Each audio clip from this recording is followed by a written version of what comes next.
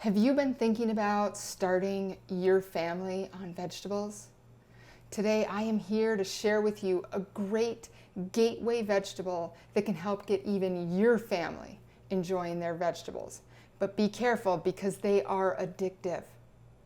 Hi, my name is Mackenzie and this is Veggie Trends, where I help you get you and your family eating more vegetables. Today I'm going to be talking about corn, a great gateway vegetable. I hope you'll stay tuned.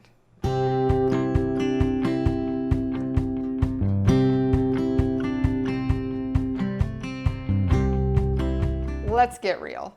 Corn can barely be considered a vegetable. It is so good and so sweet. You know, I'm skeptical that maybe it's not even really a vegetable. Growing up as a kid, I know when my mom said we had to eat corn, I was a lot happier than when she said I had to eat my broccoli. So today I want to start by sharing with you some of the health benefits of corn. And later this week, we're going to be doing some great recipes. I'm going to be making up some Mexican street corn, which is one of my all-time favorites. And I'm going to try making it without the cheese and sour cream, which we'll see how that turns out. And then I'm going to be making up a stuffed pepper with corn, and I love stuffed peppers. This is a really simple recipe. And then my favorite recipe, I'm going to be making my famous corn chowder. So I hope you'll stay tuned and look back to the channel for those videos later this week. Today we're just going to get started talking about corn. So in front of me here I have some of the different varieties or some of the different ways in which you can pick up corn.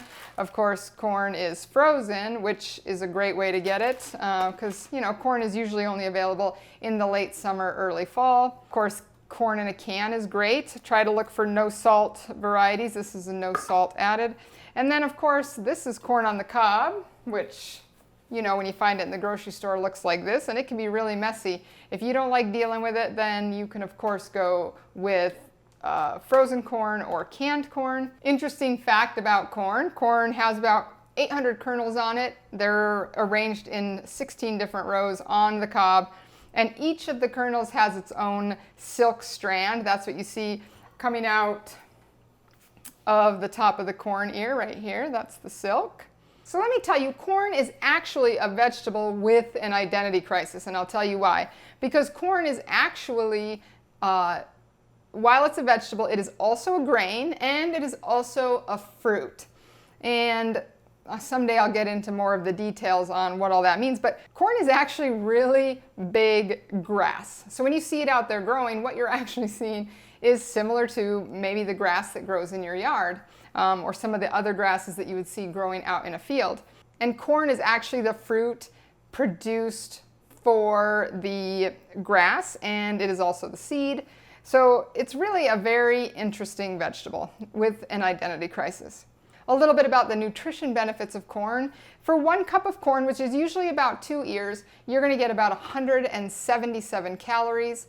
And then it's also going to be high in vitamin C. You're going to get about 17% of your vitamin C, 24% of the thiamine you need for your diet, 19% of folate, 11% of your magnesium, 10% of your potassium. It's also high in copper and niacin. It's also high in some of the nutrients you need for your eye health, like lutein and, I'm never going to say this right, zeaxanthin. And these help with your eye health, can help protect you against age-related macular degeneration, can also help with avoiding cataracts. Those are some of the things that I read about corn in articles. Corn is also very high in fiber, so it's going to help your digestive health. And I also read in some articles that it can help protect you against some of the diverticulitis diseases. And if you've ever had experience with that, you know how devastating that can be for somebody in their life. It can cause a lot of issues. So really, I think while corn is high in sugar and is a starchier vegetable, I think adding it into your diet a couple of days a week is definitely going to add some nutrients and other vitamins that you really need in your diet. So don't count out corn if you're trying to eat healthier, because it absolutely has the vitamins and minerals you need to keep your body healthy. So usually in my episode where I introduce you to a vegetable or a grain or a fruit, I make a little recipe, but today I didn't do that because I'm seriously, who doesn't just love an ear of corn? So before we got started, I boiled this up, boiled it in the pan for about 8 minutes, and now I'm just gonna eat my corn on the cob because it doesn't get much better than that.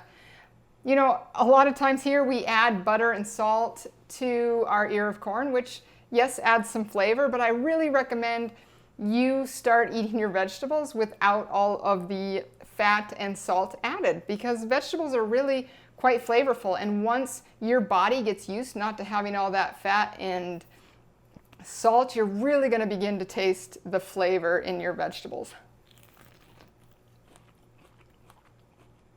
Oh. Now, corn comes, no, I got corn in my teeth. So corn actually comes in a lot of varieties. Here we're seeing a sweet corn. This is more of a yellow variety, but I saw some lighter white varieties today at the store. It also comes in darker varieties like reds and purples.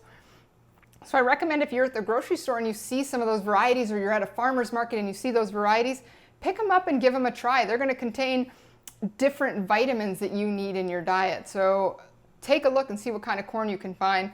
And of course, I haven't yet mentioned, what about popcorn?